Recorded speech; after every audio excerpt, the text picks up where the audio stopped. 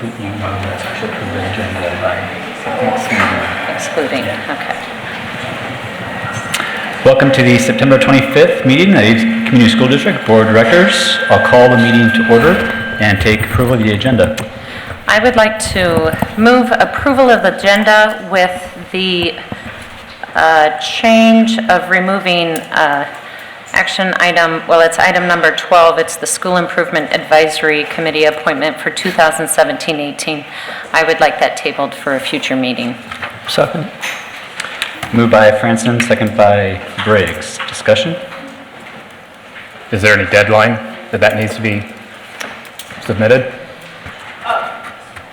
Just before the first meeting, which is October 24th.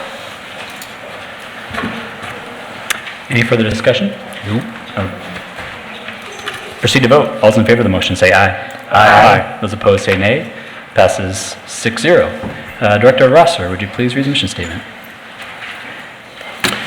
The mission of the Ames Community Schools is to ensure that all learners develop the knowledge, skills, attitudes, values, and personal esteem necessary to grow in and shape a changing society. Thank you. I know we have some people wishing to speak, so I'll go through our notice.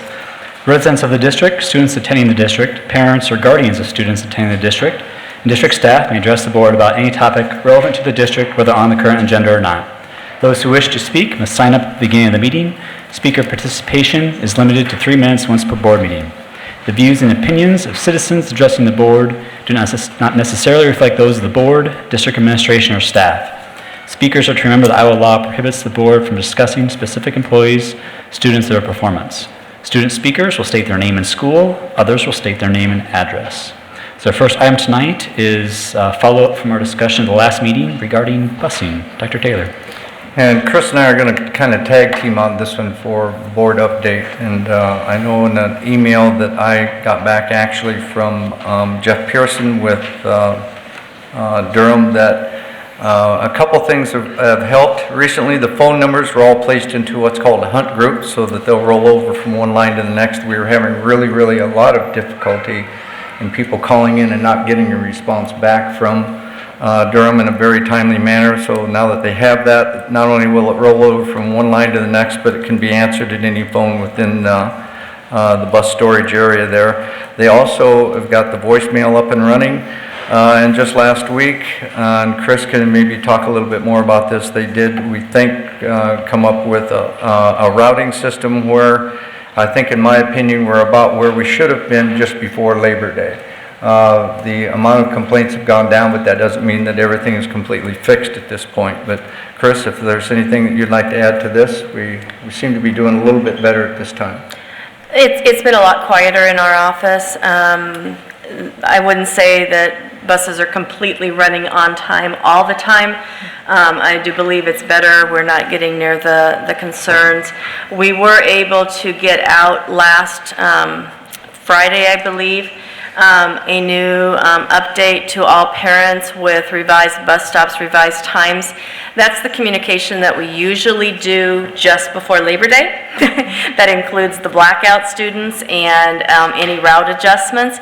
So we're about a month after that, but with except one little glitch with middle school times on Wednesdays, which they don't have a different time on Wednesday afternoon. We haven't heard much, so we're thinking that that data was pretty accurate. Dee had spent quite a bit of time going through it and checking it, and had saw some stuff before she sent those out, so those were fixed before. So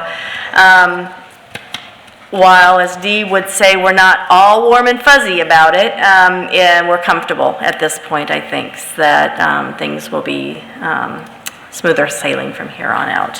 One of the inconveniences that we've had is one of the important tools that Durham has had in the past is called TextCaster, which means that if there's a bus that's late, they can essentially get a text message out to the parents of the students on that particular bus. That is not up and running yet, but we do have Kathy Fitzgerald who has the ability to at least send a text message out on Infinite Campus. What we can't do is if it's a Sawyer bus, we happen right at this time to be sending the text message to all Sawyer parents because we don't have the ability to create a group yet that will just identify kids on a specific bus. So I know we're getting there's some frustration out there from parents that are, why are we getting this infinite campus? It doesn't apply to my child. But it's the best that we can do until Textcaster actually gets up and running with Durham. So there's still a ways to go. I think the thing that is encouraging for me is when I step into the business office again, it doesn't mean things are all warm and fuzzy, but it looks like most of the complaints are starting to dwindle down a little bit. Other comments, thoughts on the board? Would you say that Durham has been more present, had people at buildings, helped get kids seated in the couple of circumstances they volunteered to do so a couple of weeks ago? They were certainly at Sawyer, and Sue had expressed her appreciation of that. That was the main one that we'd had so much trouble with at the first, so. Okay. I didn't have a request from anyone else for that assistance, so. Dr. Taylor, you mentioned that their phones were working better. Do they have the capability of receiving messages that they can then return? Correct. So they now got have the that taken care of? voicemail. Yes, that's a great question. We do have the voicemail attached to that, so they can at least, if they don't happen to pick it up right away, they can respond back by voicemail. Yeah. Okay, good. I do want to commend our building staff, having spoken to a couple of them that had to take on some extra, clearly it's their responsibility, but making sure that they were focusing on helping to make sure that our kids were on the buses and where they needed to be, and making sure that, they were getting calls from bus drivers once all the kids were delivered. So I commend our building principals, because they really did step up for us at a time that we really needed them to. Chris has been doing some research. There's a number of companies out there who really don't have transportation as their, what I would call, main professional expertise, but they are an expertise in the consulting service that may be able to come in and help us. So we're just kind of checking that one out as we begin to take a look at a feasibility study down the road. We also have a couple people actually locally that I'm setting up meetings with just to visit about those same kinds of issues. Dr. Taylor, what would be your timeline then on that coming forward? I'd like to get something relative to the whole setup and the feasibility study and how feasible it would be, perhaps before Thanksgiving, if not sooner. Other questions from the board? Comments? Yeah, I would say, Tim, for what it's worth, I remember this coming up a few years ago, and I think getting buses is kind of a big deal, securing buses, and so certainly drivers and all of that are a big deal too, but figuring out when they're most available might help to drive some of the urgency of that or not. I don't remember what it was, but it seemed like fall was the time to line up secure bus leases for the following year. We do have the option of a buyout of the current buses as well. Okay. Other comments? All right, anyone from the public wishing to speak on this topic? No? All right, moving on. Our next item is the June 2017, July 2017, August 2017 financial report. Chris.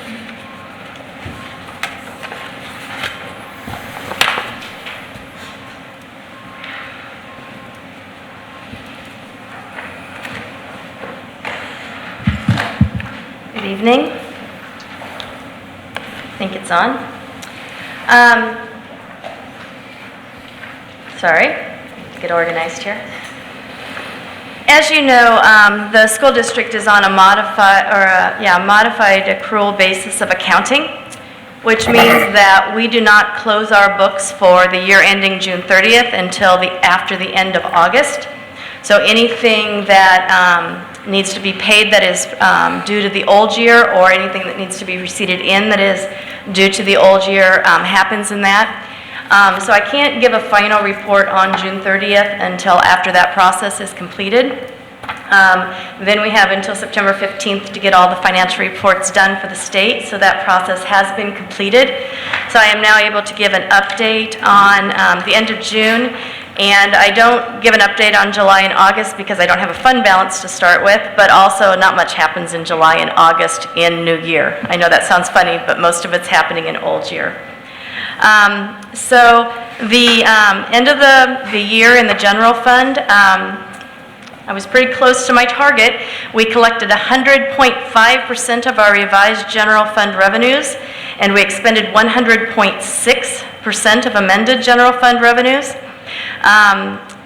In the total budget is what we do, certify our actual certified budget on, our amended budget, so I'll talk about that in a few moments, in a few minutes.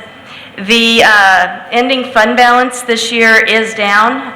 It's down just under $3 million. Our ending fund balance at the end of the year was $4,852,000. There's a couple of reasons why that went down. Our special ed deficit, which we'll talk about later in the meeting, is still just under $2 million. We did spend about $500,000 of our grant reserves, so grants that we had been holding in our fund balance were spent this year. And we, as I mentioned during budget, there was some additional staff that was added last year after budget, so all those things kind of attributed to the fund balance going down. We are still in a healthy range. Our fund balance reserve is 9.2%. Our solvency ratio is 7.2. The SBRC recommends a solvency ratio between 5 and 10%. We're still in that healthy range. I am a little concerned about next summer.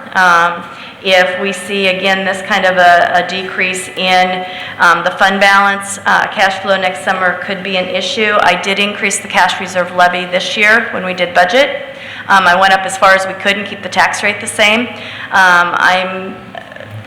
We'll tell the board that we will have to probably levy as much cash reserve as we can next year without affecting the tax rate. Hopefully our valuations will go up and allow us to do that. I think from the activity we've seen with the city assessor, there's a good chance of that.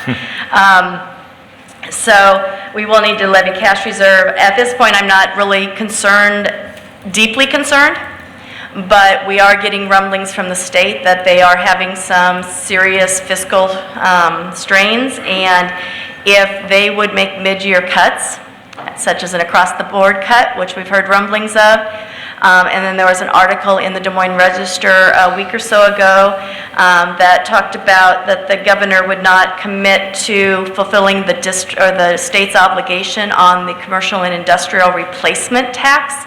If you remember, a few years ago, they passed legislation that rolled back commercial and industrial property first to 95% and then to 90%.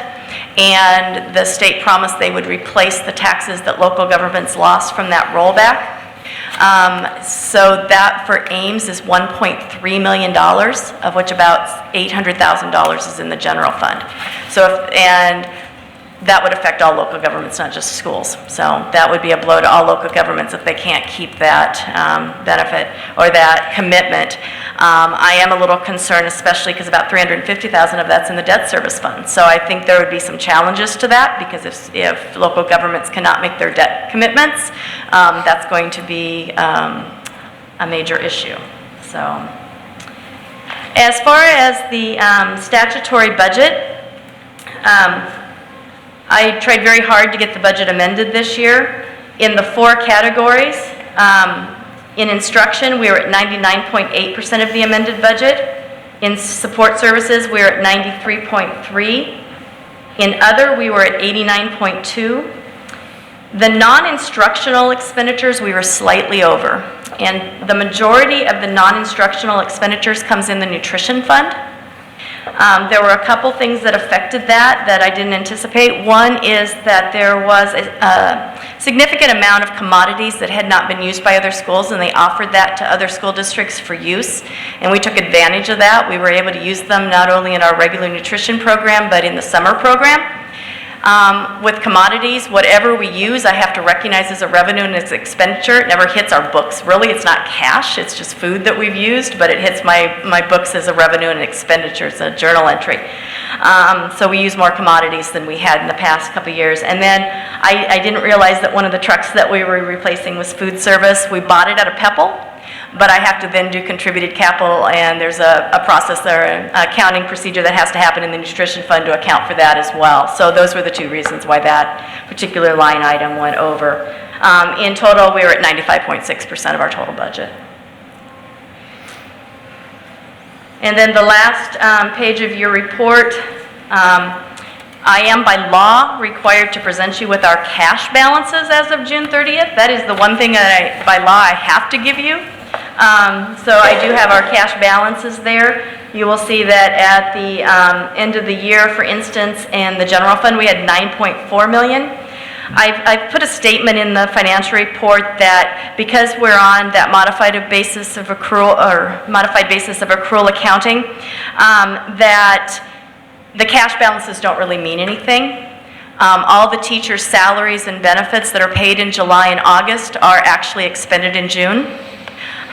So looking at cash really does not give you a good representation of where we are financially. It's the fund balance. But I did present that for you to see where we are in accordance with the law. So I'd be happy to answer any questions about June. Well, thank you so much for all this work. It's great information to go off of. Again, very supportive of where we're going overall. I think it shows we're very financially solvent based upon the ratios that are out there. So I'm happy with where we're at. But again, I think there's concern on the horizon, as you alluded to, with state funding and where they go from here, which of course affects us in our programming. So, other comments, questions for Chris? I did want to just go over real quick the changes for the new fiscal year. We normally, the last couple of years when they have not approved state aid, before we had to certify our budget, I had lots and lots and lots of changes. So the good news is they approved state aid really early this year. The bad news is it was only 1.11%. So for the year starting July 1st, we only had one change to our financial, and that was on the instructional support levy because they proportion that out. Once all school districts are out, budgets are in, they estimate the percentage. It changed just slightly. We actually had property taxes increase $999 for the instructional support levy, which meant the tax rate went from 14.34089 to 14.34129.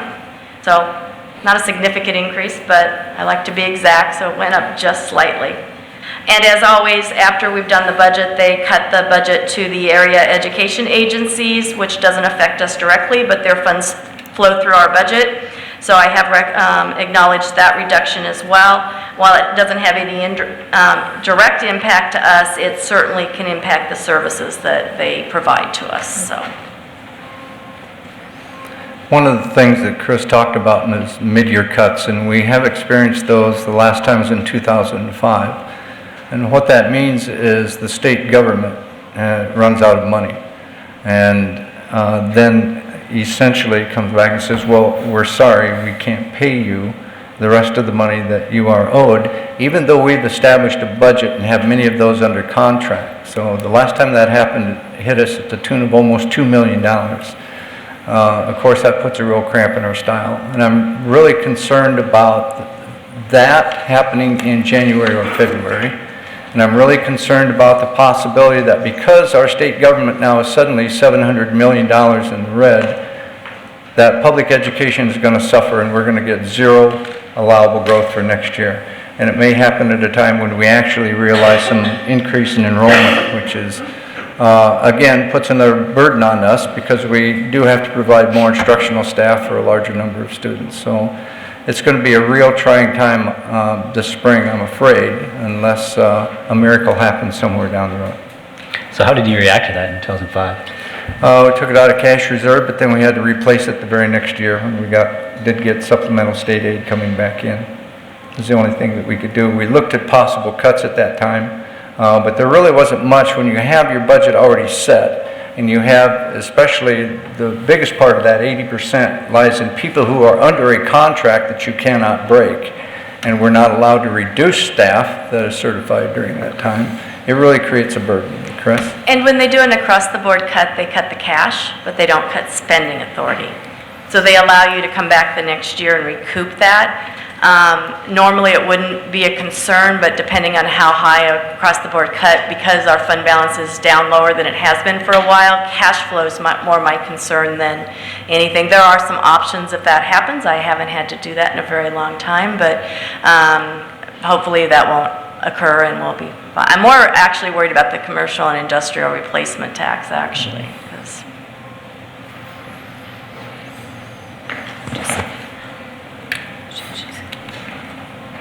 No, I was just saying to her just a second.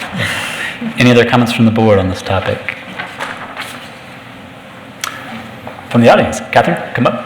What are the actual numbers for the reserve fund? How much money is in the reserve? our fund balance at the end of the fiscal year was just under $5 million. $4,852,000. Will we add any money to that this year? I can look it up real quick. I increased the cash reserve levy when we did our budget by about $600,000, I believe. We had been levying about $1 million, and I went up to 1.6. So. Anyone else wish to speak on this topic? All right, moving on. Next item tonight's public forum. We have 4 people wishing to speak. We first have Ian McLeod.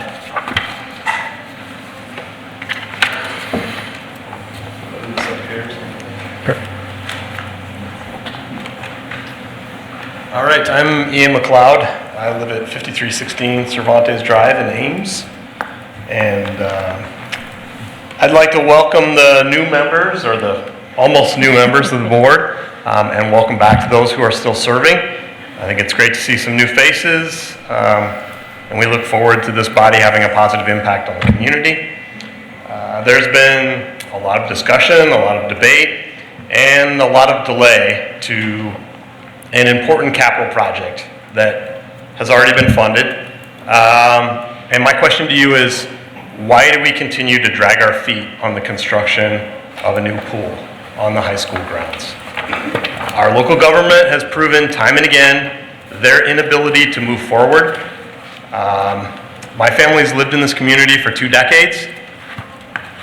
Our local government is legendary in their ability to prevent growth. It is amazing how well they are equipped to do that.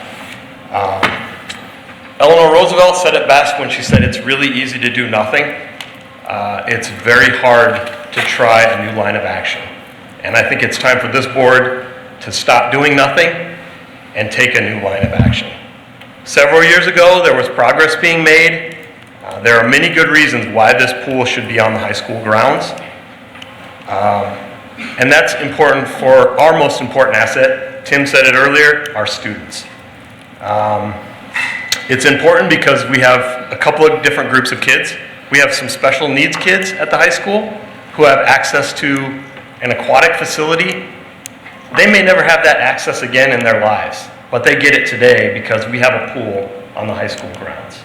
And it's also used by our boys and girls high school swimming teams. There's about 150 kids there that are impacted by the conditions that we currently have with the existing pool. It's time to take action.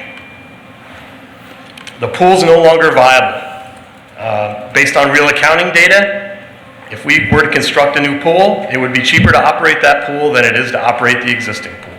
That's real data provided by another Ames or another Iowa school district community that has a pool that's functioning today.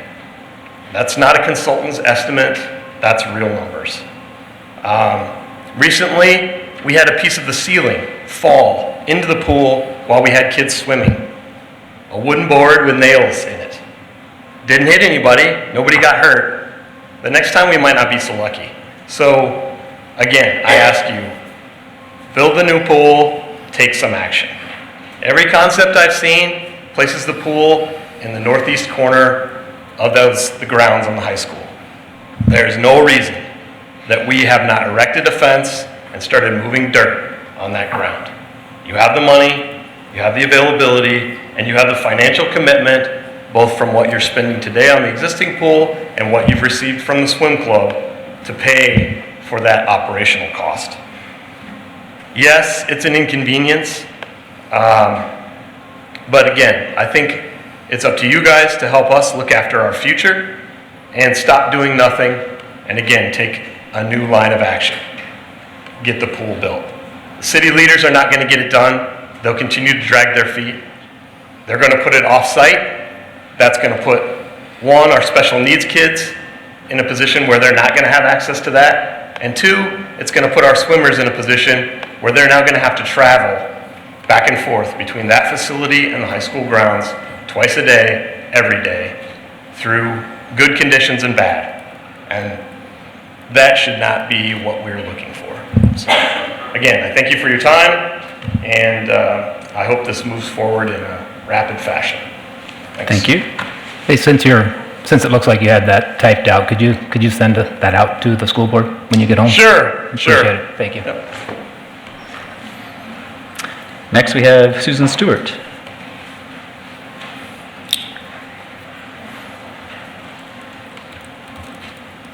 Hello. Susan Stewart. I live at 3121 Beckley Street. And I came to let you know that, and I contacted some of you, that my daughter went to the homecoming dance at Ames High. She's a 9th grader. And her wallet was stolen out of her purse. And her friends found the wallet later, but the money inside the wallet was gone. And I emailed Mr. Evans and her counselor. Her counselor wrote me back and said he felt, really, really bad about what had happened. So I went to the police station and filled out a report. And when the officer came out, he said that several other kids had their cell phones taken and cash. And those are just the reports that he knew of. And the officer on site, my daughter talked to him and as she was instructed to do, to let him know what had happened. But I'm sure the night then didn't end well for a lot of the kids, especially my daughter, who felt responsible that she didn't hide her purse well enough. And it's my understanding that they just the kids just put their stuff around the edges of the gym, and it's very dark and noisy in there. And, as the officer said, it just takes one bad actor to ruin things. So I'm just requesting that for these kinds of events, maybe you could have a check-in where maybe a parent volunteer, could, like a coat check sort of thing, where kids could keep their items secure, especially young ladies who tend to have purses and can't keep their possessions on them. Thank you. Thank you. Next, we have Angela Shaw.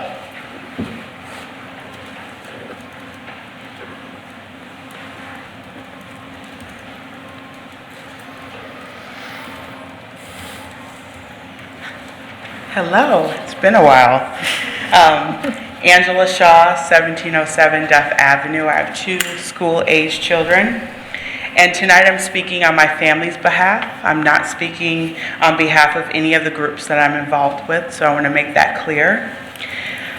Last Tuesday, the Iowa Department of Education released a new Iowa standard that put different proficiency levels between white, Asian, Black, and Hispanic students in Iowa.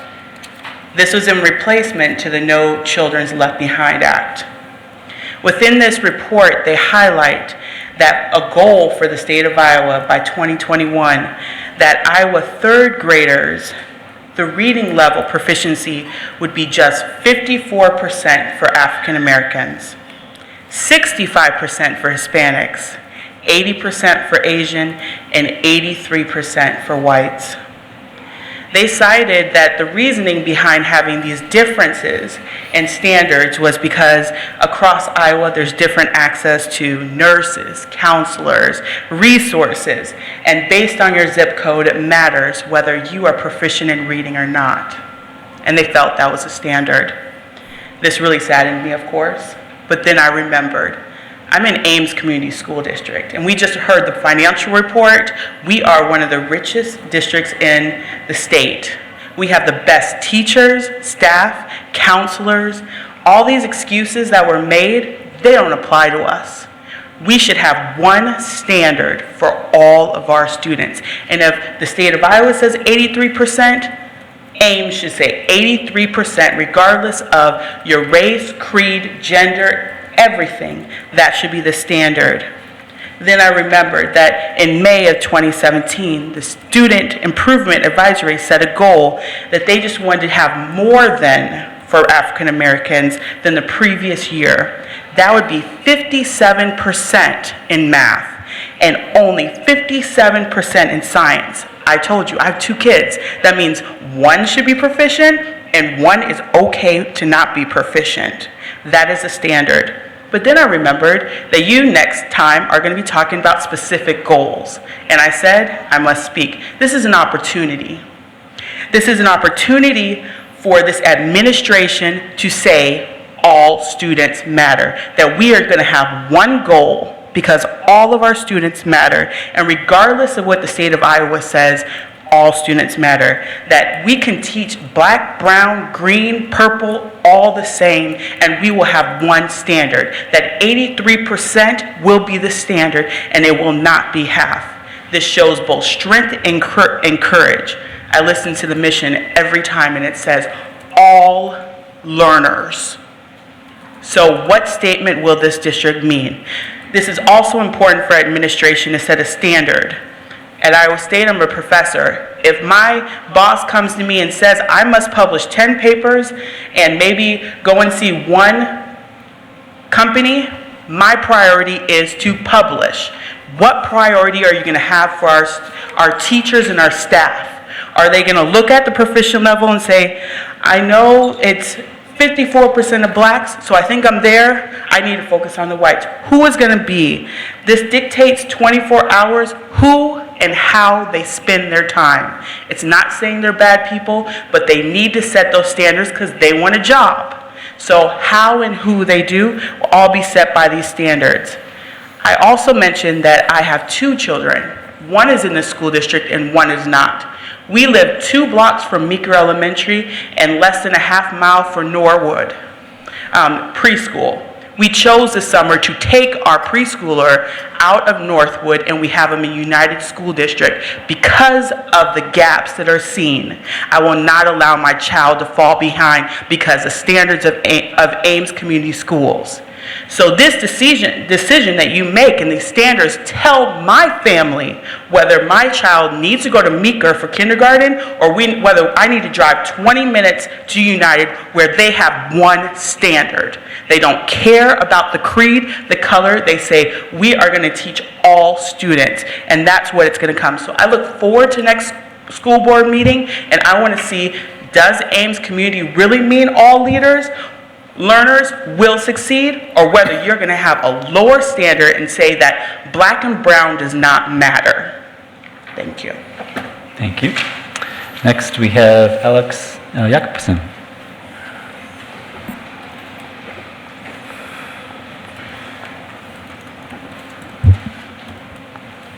Hi, my name is Alex Jakobsen, 3334 Southdale. I really impressed on the numbers of the budget Ames School District, and it's $100 million. And I have the same question. We're so proud to be richest district in Iowa, and we're still fighting for like $1,000 for the food provided in school for students, and it's really bothered me. So many times we say it's everything for the kids. So why we didn't feed the kids? Because parents doesn't have money, but it was all about the kids. So it doesn't fit in my small brain. So in other things, I like my personal experience. I saw my child have ADHD. So, however, he double exception. He took some advanced math class. Teachers come to him and ask, why you don't listen to me? You didn't take attention. Take the earlier test. So, like punishing child on ADHD, you need to learn your consequence. Well, I understand teachers are human, sometimes he upset, so it's very easy to fixable. I just try to explain situation. Child can sometimes take full attention, but doesn't mean he don't know. So let please him to do test on the time. District prefer to hire a lawyer, spend $1,000 to prevent to disable child to take test on time. So if we guys really about the children or we really about the money? Because we proud we riches in the Iowa, but we don't proud we are best district. How it's happened?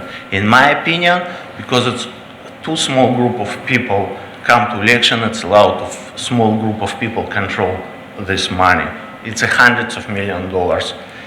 And until we don't cut this connection between money and people who care about the money with district, it will continue.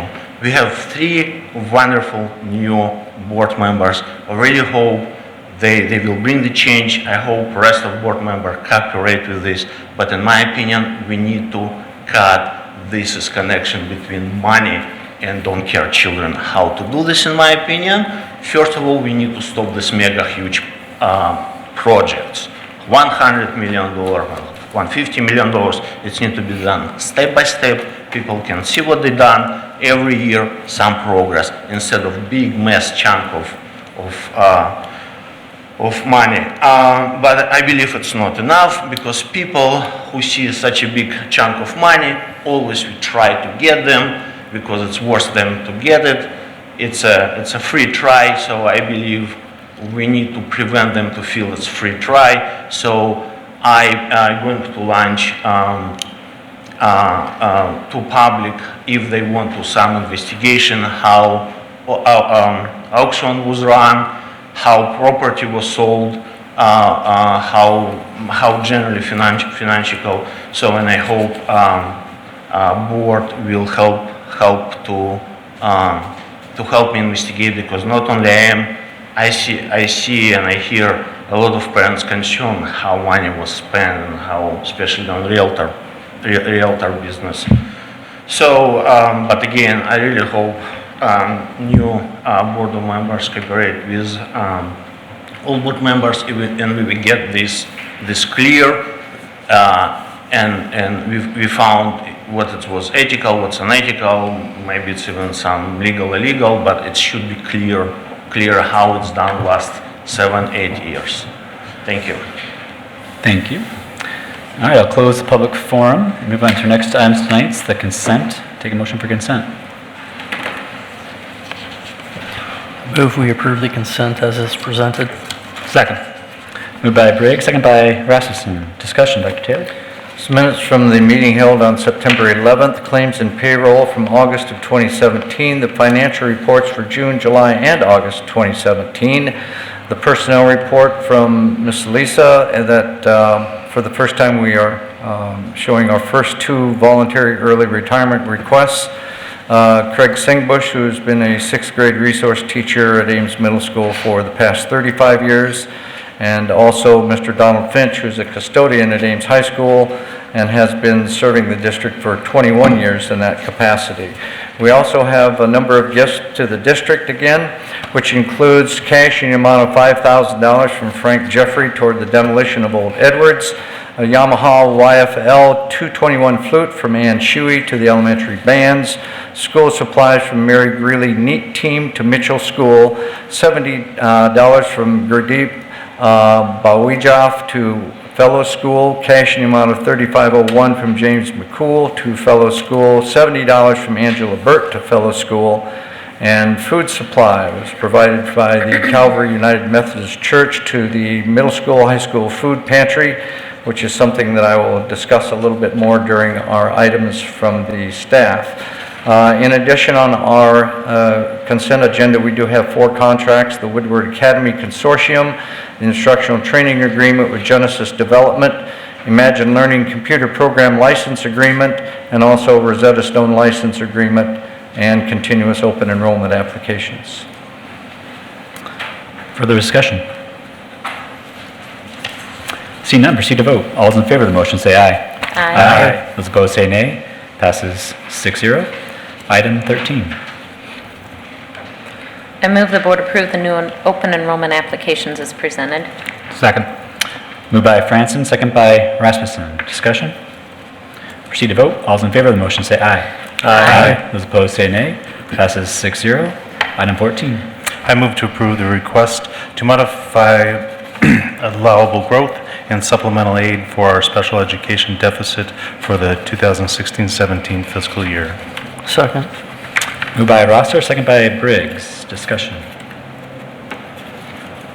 Maybe Dr. Taylor, can you just talk through, I know it was 1.9 million this year, but why this runs in the red, what historically we've tried to do to manage this, because it is so vitally important to our kids, but just if you can talk through that, appreciate it. Might ask Ms. Darcy to also pick up the microphone. She can help me with this one, but the special ed deficit is a very interesting thing, primarily from the standpoint that we are reimbursed for our special ed needs, but it doesn't happen until almost 18 months after we actually spend the money. So it appears as a deficit, and then we do get modified allowable growth to try and help cover that in the future. Ms. Darcy, if there's anything you want to add to that one, go right ahead. Well, at this time, the state does not fully fund special education. I mean, you're going to see a deficit throughout most school districts in the state of Iowa, and it doesn't fully fund, knowing that the district will need to pick up the part that it doesn't fund. It's also unpredictable. We have students with high needs come in, and we have students that have individualized needs that we're always going to provide for no matter what. And so we run right in this area of a deficit about every year. As you'll see in the report, transportation is a very high cost for us as well. I still think there's more we can do, and so not for the deficit for our students. So we will see the deficit go up at different times when we have needs, because we believe that the needs come first. I might add that we are required by law to provide whatever services are required to meet the needs of special needs students regardless of how much funding we have. So the deficit is then the mechanism to get a spending authority to recoup that cash. But it's just a mechanism of the way special education finance works. Other discussion? Proceed to vote. All those in favor of the motion say aye. Aye. Those opposed say nay. Passes 6-0. Items from the board. I guess I'll start before the others get their chance. I just want to say thank you to Bill, Mike, and to Tim for the opportunity I've had to serve with them. Tim for 4 years, mainly with policy committees. He's been a valuable asset to that committee. I can't imagine him not being there the next time we have a meeting, but I understand that as the process unfolds, the people change, the desire to serve doesn't. Mike and Bill, your guys' assets, what you bring to the table, perspective, viewpoints, experiences in your life has been so valuable to this board, and I thank you for taking that commitment out of your life away from your families and the willingness to be a part of this board for as long as you've been. Thank you. I'll jump in here. I already said my thank yous to Bill last week, but want to recognize it here. But also, Mike, Tim, it's been a pleasure working with you guys on a number of issues, and I've gotten quite a few nuggets that I'm looking forward to taking forward over the next 2 years from the wisdom that you've given to me in the some of the committees that we've served on. So thank you. Well, Dr. Taylor kind of hit on this out in the foyer area earlier, that when you work with people, you not only work with them professionally, but they become your friends. And I really appreciate the two of you, because I've gotten to know Tim very well, serving on teaching and learning together, and you were the board member that I got to know the best right away, and you answered a lot of questions for me, and I really appreciate that, because it's been a great run. Mike, you've been just very encouraging, and I've always really appreciated that, and I've learned a lot from both of you. And And I look forward to the two of you continuing to be engaged in the community because I know you will. So thank you very much for your service. I agree with everything that's been said. I guess the one thing I would add, it's wonderful that both of you provided this public service. It can be very challenging at times. I know there can be personal sacrifice. And it can be very hard because we, of course, are doing what's in the best interest of kids.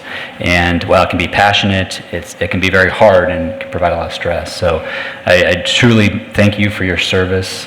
You've done a lot for the school district and you'll be greatly missed. So I always prepare my remarks, but I almost never write them.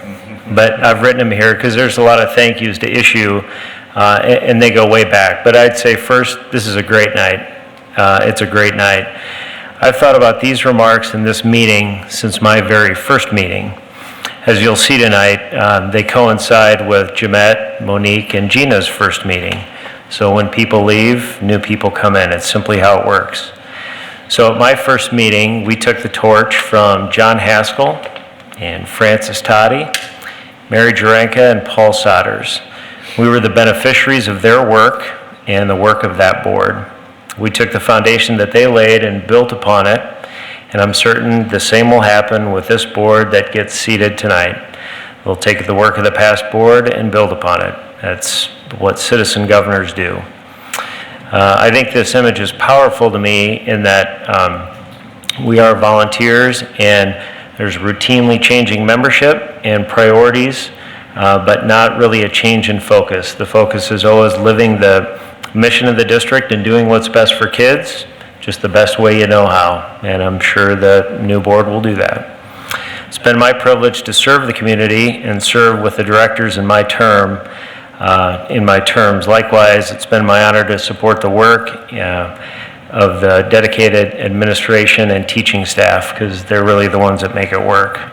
And we've not been perfect. My view is that we've always sought to make progress, not always focus on perfection. We were willing to take action after study, but action always being sort of the mantra, let's keep moving. It's not been without some hiccups and regrets. The pool maybe being one of them, the realization that us going alone sooner might have yielded some more progress till now, but nonetheless, there are no do-overs, we just go forward. It's certainly not been for lack of sincere effort and desire on this board to make it work. For me, this assignment has been far more thankful than thankless.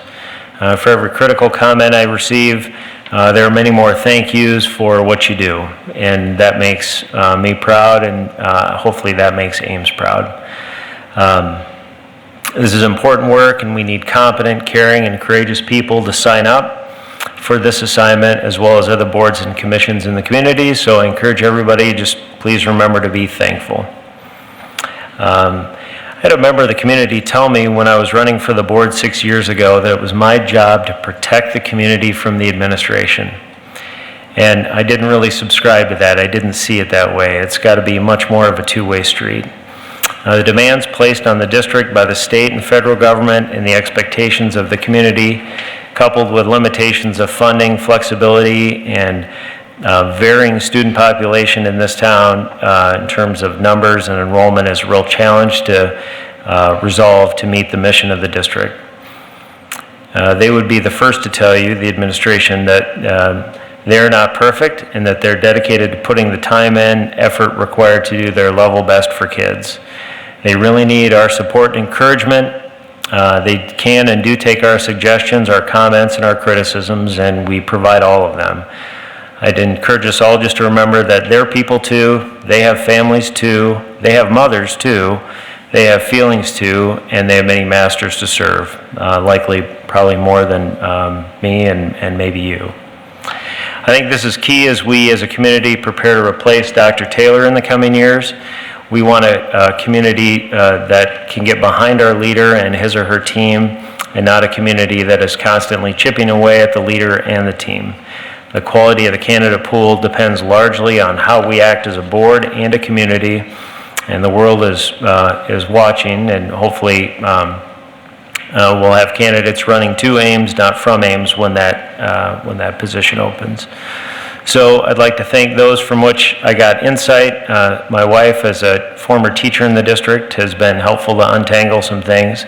The Iowa Association of School Boards is really great, and they have a lot of great training resources. Harry Heiligenthal in particular, I went to many of his sessions.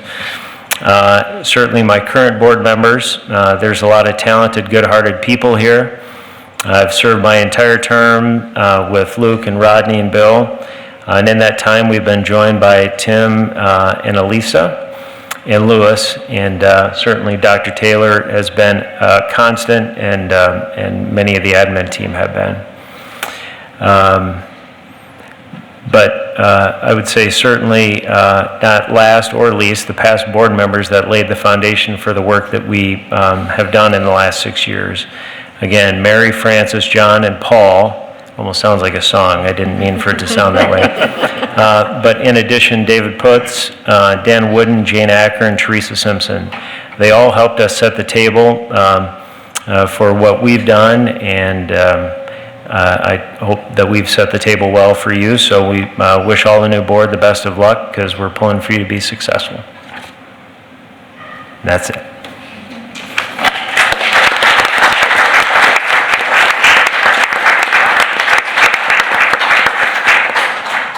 I don't know what everybody else does up here at this table, but I'm like really rare to send an email to anybody up here and ask them a question during a meeting, because we're supposed to kind of make up our own minds and things. I sent Mike an email a little while ago and I said, you want to go first or second? And he chose first, and now I'm regretting that, because I should have just jumped at the mic. And I'm not going to be nearly as eloquent with this. One of the things that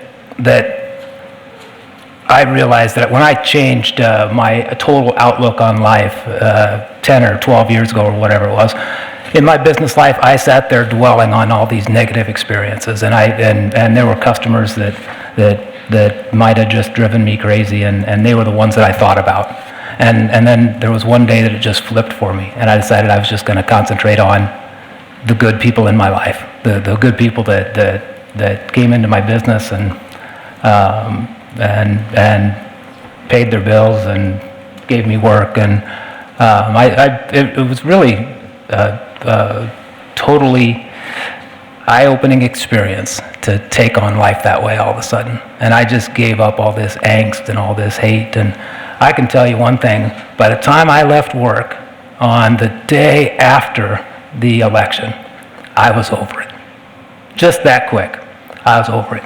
This school district needs to move forward, and 3 other people are going to come up here in a little bit, and they're going to take seats up here, and they're going to do some great work. A school board is a living, breathing thing, and I've said it a bunch of times. It's the same school board that it was 50 years ago, and it's the same school board it's going to be 50 years from now. It's just the names and faces change a bunch. So there's going to be some people come up here and take a seat to keep things moving forward, and I'm going to be proud of the work that they do. I have watched every school board meeting, I think, for 20 years, except for, and then missed one in the past 4 years, but that was because I had surgery, and there wasn't much choice on that. I'll guarantee I'm not watching any for a little while here. I'm going to sit back and let these people do some work, and at some point, I'm sure I'll start watching again and can enjoy watching the local politics. Elisa? One of the best decisions I made was stepping out of that vice president's chair. You've done a great job. I'm very proud of you. Luke, I don't think people realize in this town the amount of work that you put into this thing. It's amazing. I don't know how you do it and keep your day job. And knowing one of your co-workers very, very well, I know you do a great job there too, and so it's very impressive. Mike, how you guys pulled off the construction projects is amazing. On time, on budget, kept everything flowing. The facilities committee, the time commitment and the expertise and the effort is, I'm not sure that anything like that has ever happened in a school district, and it's amazing. Rodney, we've never really talked about it. My substitute teaching days, I do remember you as a student at South Hamilton. definitely never would have thought that we'd be sitting in chairs side by side. And I'm not sure that's because I thought that it wouldn't be me sitting here. But I don't know. I'm not sure which one of us, but thank you. It's been great. Dr. Taylor, I was completely looking forward to when you submit your resignation, just to annoy you, just to get back at you for me not getting a job in this school district 26 years ago, although I'm really glad I didn't. I was going to vote no. I wasn't going to accept it. I was going to lobby like crazy and make sure and see if we could get the votes to make you stay as revenge. But as it is,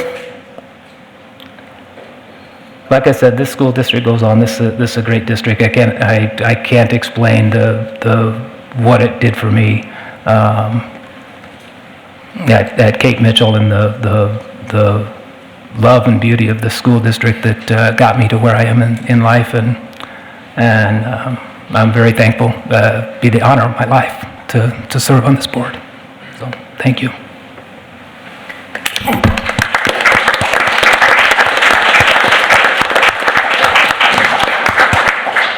Items from the staff.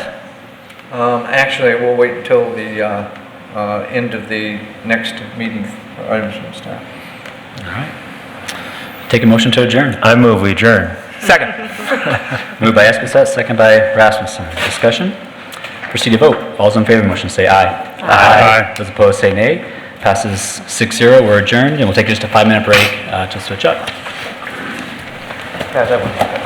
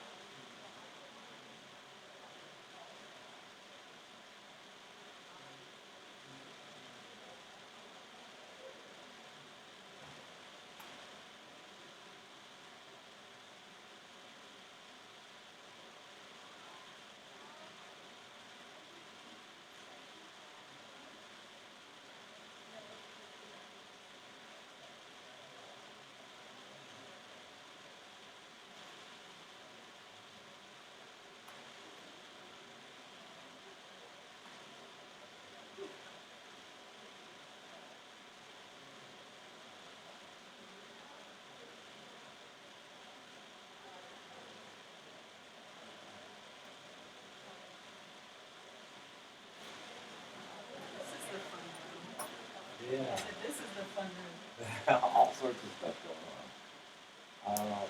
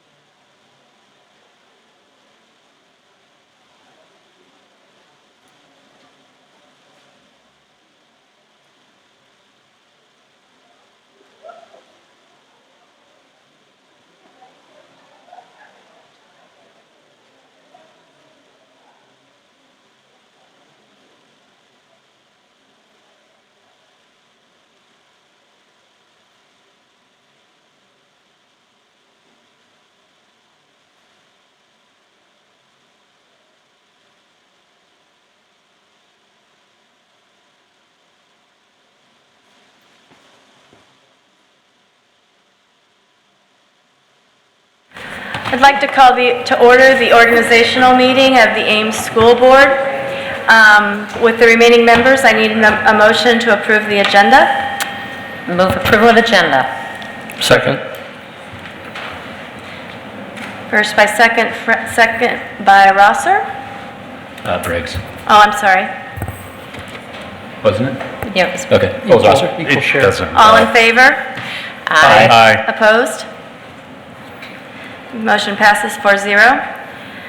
I will review the abstract of votes from the election on September 12th, 2015. The first item that I'll review is the referendum item on PEPL.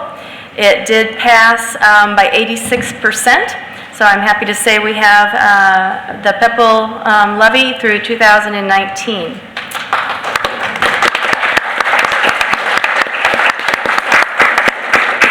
One less financial worry for the new board. I just realized somehow I pulled up the abstract of votes from the last election, so give me a moment.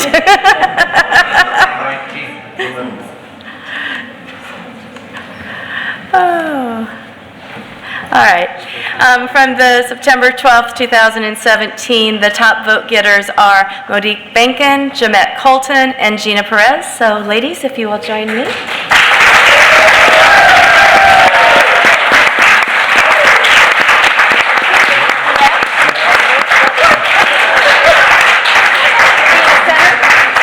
That work? Sorry, we did not arrange this ahead of time. Congratulations. Thank you. If you would raise your right hand.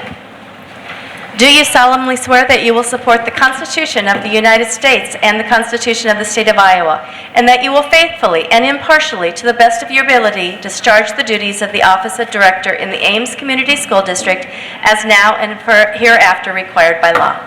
I do. Congratulations. Thank you. Thank you.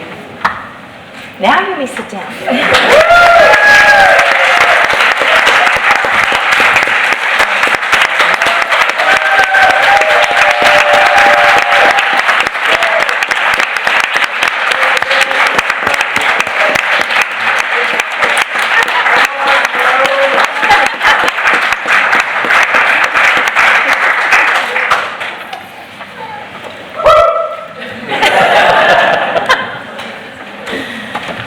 Our board meetings usually aren't this fun.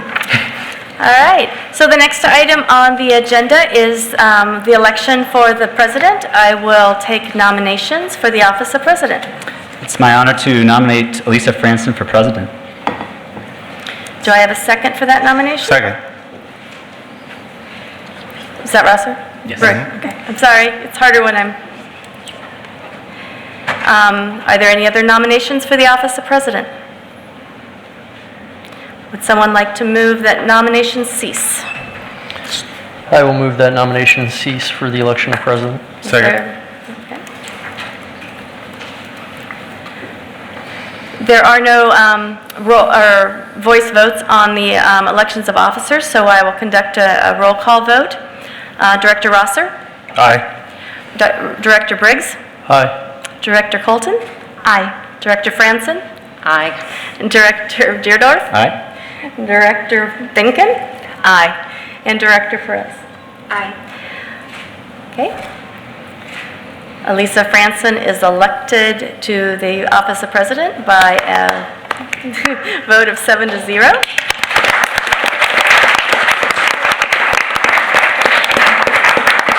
I'll swear both the officers in after, that way everybody can still nominate and vote. So next on the election is the election of vice president. Do I have a nomination for the office of vice president? I'd like to nominate Director Briggs. Second. I'd like to nominate Director Deerdorf. Second.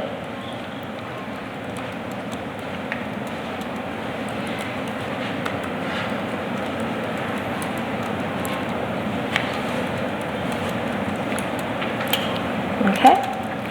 So in this roll call vote, you will vote by stating, oh, I'm sorry, are there any more nominations for the office of vice president? Would someone like to move? I move nominations cease for vice president. Second. All in favor? Aye. Aye. All opposed? Okay. So on this vote, you will vote by stating the name of the person that you are voting. So Director Rosser? Briggs? Director Briggs? Deardorff. Director Colton? Deardorff. Director Franson? Deardorff. Director Deardorff? Deardorff. Director Benkin? Briggs. And Director Perez? Briggs. So by my count, it is 4 for Deardorff and 3 for Briggs. So Luke Deardorff is Vice President.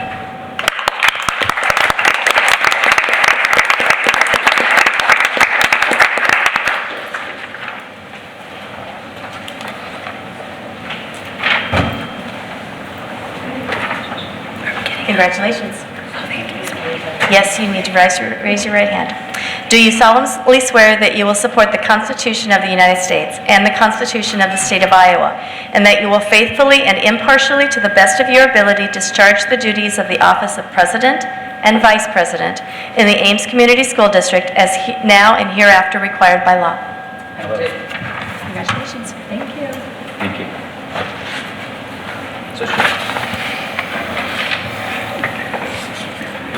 I got one. And my favorite part of the meeting now is to turn the meeting back over to the President. So President Franson? Thank you. And we now need to reappoint the board secretary treasurer. I'll take a motion from the floor. I move to appoint Chris Stensland as board secretary and treasurer. Second. It's been moved by Deardorff, seconded by Briggs. Discussion? We vote on roll call? No, not on this one. Not on this one. All those in favor of appointing Chris Stensland as board secretary treasurer indicate by saying aye. Aye. Aye. Oppose? Passes 7-0.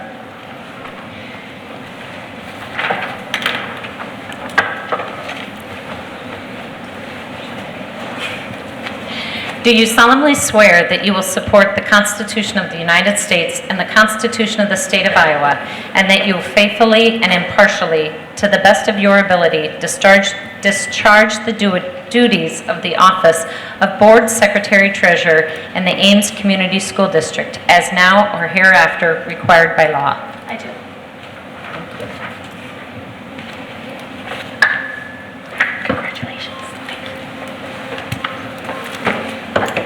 Moving on to discussion and information items. The first item, the only item here, is board organization and structure. In the board documents, we have sent out a list of the board committees, and we have been having some conversations and trying to get our new board members an understanding of the board committees and those functions. And the board leadership will take a look at that information, and we will be putting some information together and getting that back to you. The other thing in the board packets is the vendor payments that you will see, and we will give you additional information on that to our new board members on the process of that and how you sign up. Everyone other than the president, you sign up for 2 times within the year, and then we will provide some training for you in terms of your role in that capacity. Are there any items from the board? Oh, Dr. Taylor, do you want to add anything on board organization and structure? Just time. Okay. We have laid out, the administration has some different meeting times for our new board members to be able to get them up to speed on some of the mechanics, and so we will be sharing lots of information with you at that time. Any items from the board?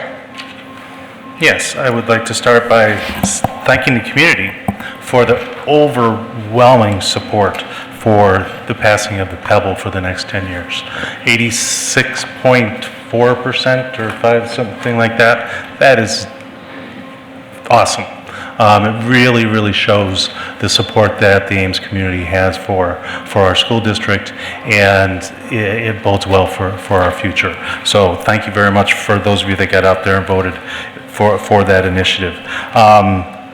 Also, I'd like to take a moment to say welcome to our new board members. I really look forward to serving with you for the next 2 years and continuing to serve with the folks I've been serving with for the past 2 years also.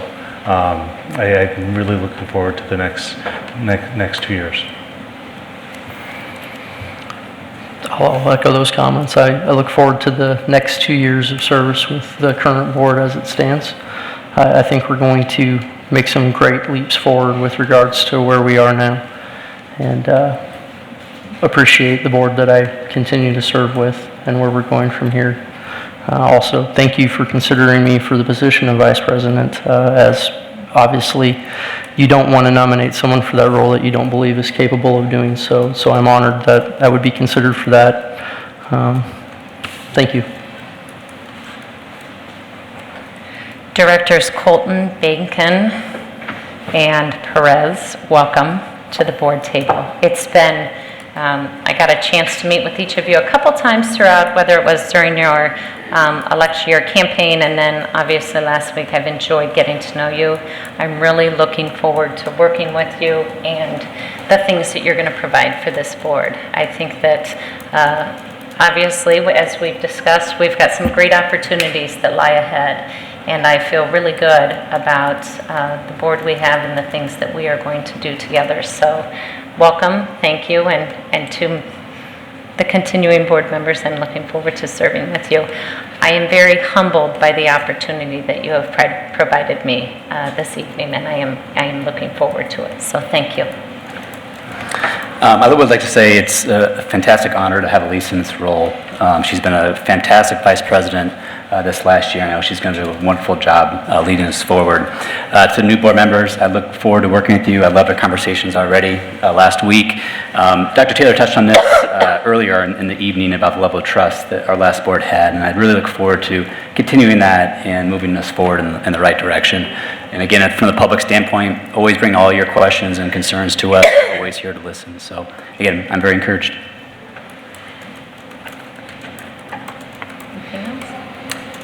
Items from the staff. I want to echo actually Director Rosser's comments to the public about supporting of the PEPL referendum. The physical plant and equipment levy at 86%. That's one of the highest ratings or passages for the PEPL within the state of Iowa. And what that does is shows tremendous support by our community for education. And the PEPL budget, as you probably heard me say several times, was very key for us, because there would be no way that we could survive trying to reduce $4 million out of our general fund budget to try and keep our buildings going. So that was, I felt very confident about it from the very beginning, but there's always a sense of anxiety anytime those things happen. It's like being a basketball coach and knowing you have a superior team, but you're going into a basketball game, you just never know for sure what's going to happen. So I do want to echo that, and thanks to the community for supporting education in Ames by that passage. And also congratulations to Monique, Gina, and Jamette for your work is just beginning. And it is a volunteer work, and it is a volunteer work of the heart, and it is for kids. And we greatly appreciate the fact that you have stepped forward to take on this. It is a very large task at this point. So we'll have some tough decisions along the way, I'm certain. Budget will be one of those, but we will survive. I know we will. Very early on, we'll be working on board goals within the next month. And also another major thing that's going to be coming forward to the board early in October is our certified open enrollment.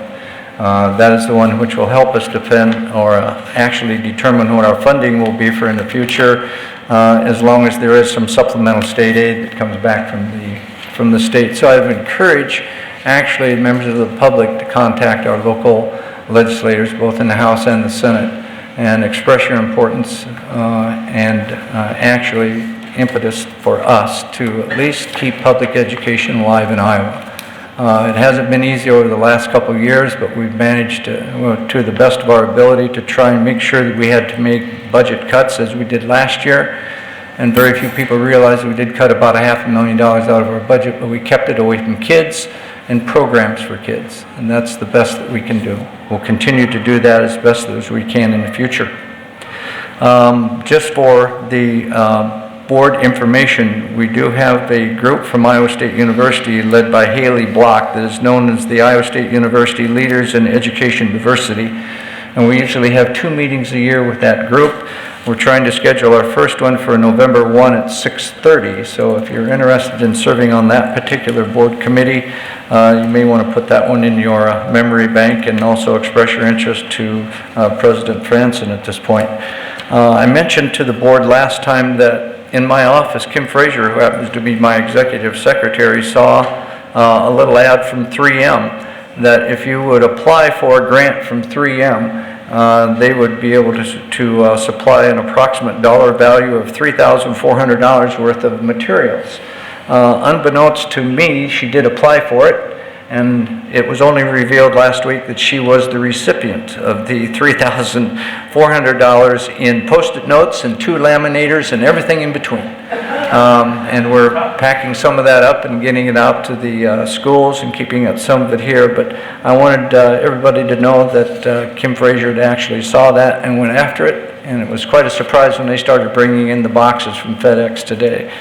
Eric Schmidt has also been doing some great work for us, and tomorrow he's going to be releasing, he is a video master, and as you have probably noticed, we put out a couple of videos relative to the PEPL and to the high school.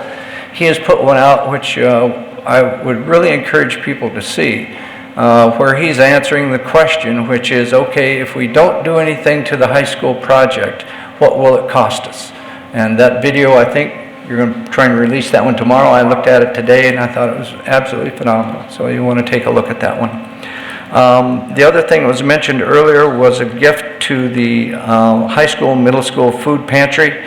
This is something that was really the work of Candace Collins, our homeless liaison, Jean Muhammad, who works also at the high school as we call him family advocate, but it also is social work. And our police liaison, who is a court liaison named Jackie Burkhart, where they decided we could really try to put together a food pantry at Ames High if we could find a place. We found an old metal storage area that if we cleaned it out on the north side of the building would actually be a very perfect place for pickup and still be able to maintain some anonymity or obscurity for people who are in need. They came up with the idea because they filled 60 backpacks full of food and clothing for needy families and decided, let's try and create a space where families can come and actually get to things that will help them and their family along. That was the first gift that we've had to the pantry, and it's under the auspices of the Food Pantry of Iowa, but hats off to Candace, Jean, and Jackie for actually coming up with that idea. And we'll be getting more and more information about that out to the public so that those who are in need can come and get it. Last but not least, as we start talking about our new board members, and again, Gina and Monique and Jamette, we have several things that are on the docket for your education. I'm not going to encourage you to come Wednesday to our Lunch and Learn, which is one of the things that we do here with our central office staff, but you're certainly welcome at 11:30 on Wednesday. We do have several other kinds of information items. We meet with our new administrators, including Eric, Lisa Anthony, Dan Fox, and Kristen Barber, this Friday also for their orientation or beginning orientation into the district. Your orientation, incidentally, several methods to do that. I think I sent to you a list of IASB, Iowa Association of School Board orientation workshops. This is one that Mike Esposette swears by as one of the great meetings. And I know Gina has already signed up to go to Webster City for that one.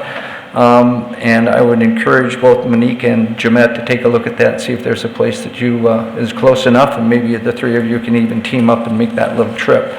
There are other things from IASB that are very important coming down the road too, including the annual convention, which is in November. You can sign up for any of these things just by contacting my secretary, Kim Frazier, and that number, incidentally, is the 268-6660 number, and you'll get right to her if you tell her that you're interested in attending the annual convention or attending any one of those board orientation sessions. She can get you signed up. And we will, beginning on Thursday, as these three ladies know, begin a 3-session board orientation for new members. And what we're going to be talking about at this next one is really policies, some on boardsmanship, the legal do's and don'ts as it applies to your particular position. We'll also hold another session later on budget. And that one, I hope I don't get your eyes rolling back in your head, but there's certain aspects of the budget that you need to understand and how it's put together. And finally, we'll be talking about some facilities issues, including the high school and the swimming pool issue, and also getting greater in-depth about what that flow chart and what that educational plan that's in the back of the room look like and what they mean, and what we're trying to accomplish within our district in school improvement and teaching and learning. So those are the things that I've got. We're going to keep you plenty busy. Again, congratulations and welcome to the team. Thank you. One more thing I want to add for the good of the public. We've been pushing this out there, but tomorrow board leadership will have a it's the dialogue with the directors, and tomorrow at noon in the Dan Foss room of the Ames Public Library. So just a reminder on that. I'll take a motion to adjourn. Dr. Ross, did you have something you wanted to add or at this point? I'm sorry. My fault? No. I almost forgot.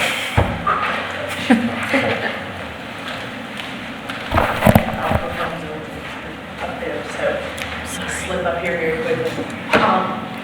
This is really to keep the board informed as well as parents in the community, because the board may recall that a few board meetings ago you approved the 3rd edition of the Fontes and Pinnell benchmarking system, and that is just getting rolling in our schools. Our teachers are actually in the process of benchmarking students in grades kindergarten through 5th grade. And what we're finding with that new the updated program is that it's taking teachers longer because there's some new learning that goes with it. So we're extending the benchmarking window, which really you approved on the CAP, the Comprehensive Assessment Plan, a while back, but we need to extend that to accommodate the new learning that's going on. Also, what parents are probably going to see, because the teachers are reporting to us that the students are not coming in as far advanced in the 3rd edition as they did on the benchmarking system previously. So 2nd edition was not as rigorous, and so consequently there's a change in leveling. It's not to panic, it's not that children are losing ground, it's the increased rigor of the 3rd edition, and so we really just wanted to get that out in front of everybody, because teachers are getting more information to inform instruction with the new program of the 3rd edition, and we're working right now with Eric to develop some communications out to parents so that people are not panicked if they see that their child's level has changed.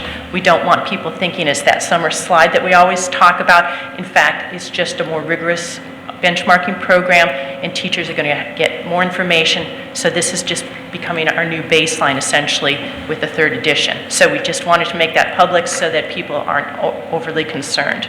This is benchmarking on reading scores. Yes. So on the rigor has increased, but the expected levels for the different grades has not. So if you are in 3rd grade, you should be in certain levels. That has not changed. It's just the rigor of the actual assessment. Yes, that's correct. Okay.